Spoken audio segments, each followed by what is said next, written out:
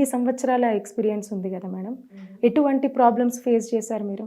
Literally like any women face చేసే issues అన్నీ నేను కూడా ఫేస్ చేశాను, because I'm working in middle of the men folks. So definitely, కాకపోతే నేను తీసుకున్న ప్రికాషన్ ఏంటంటే డ్రైవింగ్ నేర్చేసుకున్నాను. So I drive my own car. So నేను ఎక్కడ వెళ్ళినా కూడా నాకు ఒక మనిషి మీద ఆశ్రయం అనేది లేదు. అవసరం లేదు. I was a self dependent women.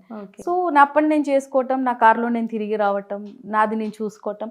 So that way I mean నేను ఇవన్నిటి నుంచి దూరంగా ఉండగలిగాను.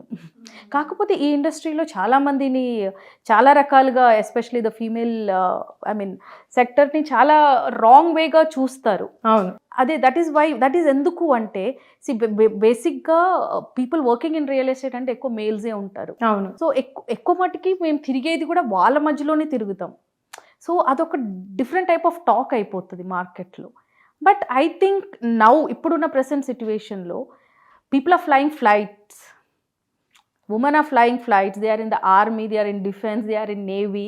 సో నా వరకు వచ్చేటప్పటికి నేను ఈ కమెంట్స్ కానీ నేను ఇవేది కానీ నేను ఎప్పుడు పట్టించుకోలేదు. I just kept my things clear from my part. What I'm doing is correct or wrong.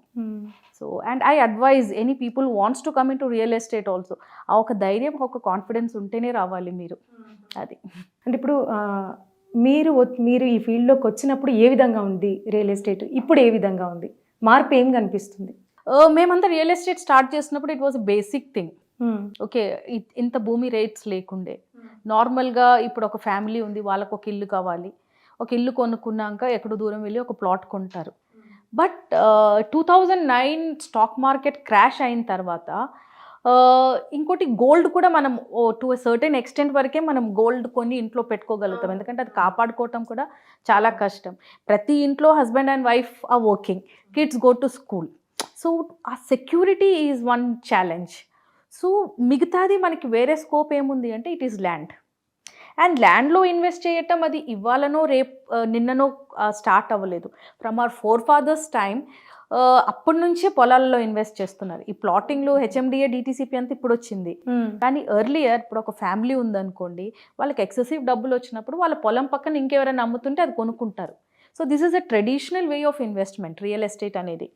So ఆ ఇన్వెస్ట్మెంట్ని మనం కొంచెం అడ్వాన్స్డ్గా తీసుకున్నాం, బ్రింగింగ్ ఆల్ దీస్ అప్రూవ్డ్ లేఅవుట్స్ని తెచ్చి. ఎందుకు అంటే అందరూ ఎకరాలలో కొనుక్కోలేరు. So they need to buy it in small portions. So that is one reason ఈ లేఅవుట్స్ రావటము. ఈ లేఅవుట్స్ వేస్తే మళ్ళీ ఫస్ట్లో జీపీ లేఅవుట్స్ ఉండే, ఆ GP layouts was not secured again. ఎన్నిసార్లైనా రిజిస్ట్రేషన్స్ అవ్వటము, డబుల్ రిజిస్ట్రేషన్స్, 3 times రిజిస్ట్రేషన్స్ అవ్వటము. సో అప్పుడు government brought this policies, HMDA permissions, లేఅవుట్స్కి పర్మిషన్స్ కావాలి అవన్నీ అనేది. దాని ముందు అందరు పొలాలే అమ్ముకునేవాళ్ళు. సో మేము ఇండస్ట్రీలోకి వచ్చినప్పుడు కూడా it was at the initial stages అనమాట. అప్పుడు హెచ్ఎండిఏ అప్రూవల్ ఉంటేనే కొనాలి అనుకుంటే జనాలు పెద్దగా పట్టించుకునే వాళ్ళు కాదు, ఎందుకంటే even it was not in peoples mind. HMDA ఏంటి, కొత్తగా వచ్చాయి, మనం దీని ముందు భూమి కొనుక్కోలేదా అనేది. సో ఆ టైంలో ఏమైంది అంటే చాలా మటుకి జీపీ లేఅవుట్స్లో చాలా స్కామ్స్ జరిగాయి. అంటే రిజిస్ట్రేషన్స్ అవ్వటము, డబుల్ ట్రిపుల్ రిజిస్ట్రేషన్స్ అవ్వటము. అప్పుడు people got this, they started updating themselves అనమాట. అప్రూవ్డ్ లేఅవుట్లోనే కొనాలి, government has brought in RERA, government has brought in these policies. So people started slowly shifting to the advanced way of buying properties, and that is in to approved layouts అనమాట. So మేము real ఎస్టేట్కి వచ్చినప్పుడు that was the initial stage. అప్పుడప్పుడు హెచ్ఎండిఏలో కొనుక్కోవటము, plots కొనుక్కోవటం, approved లేఅవుట్స్లో కొనుక్కోవటం అనేది start అయింది. So ఆ టైంలో ఇది జనాల బ్రెయిన్లోకి ఎక్కియడానికి చాలా కష్టపడ్డాం. అప్రూవ్డ్ లేఅవుట్స్లో కొనుక్కోండి అంటే అప్రూవ్డ్ లేఅవుట్స్, ఎందుకంటే చదువుకున్న వాళ్ళకి అర్థం అవుతుంది. కానీ వాళ్ళ పేరెంట్స్కి ఇప్పుడు ఒక ప్రాపర్టీ కొనాలంటే మీరు కొనాలన్నా మీ పేరెంట్స్ని చూపెట్టే కొంటారు. If you're married you take suggestion from your husband or so and so. So అంత అవసరం ఏముంది అనే క్వశ్చన్స్ కూడా వచ్చేటివి, ఎందుకంటే అప్రూవ్డ్ లేఅవుట్స్లో మనకి ప్రైస్ ఎక్కువ ఉండేటివి. So we had to convince all the sector people and bring it to the brains అనమాట. జనాలు మైండ్లోకి ఎక్కియాల్సి వచ్చింది, అప్రూవ్డ్లో కొంటే ఇవి advantages, these that and all.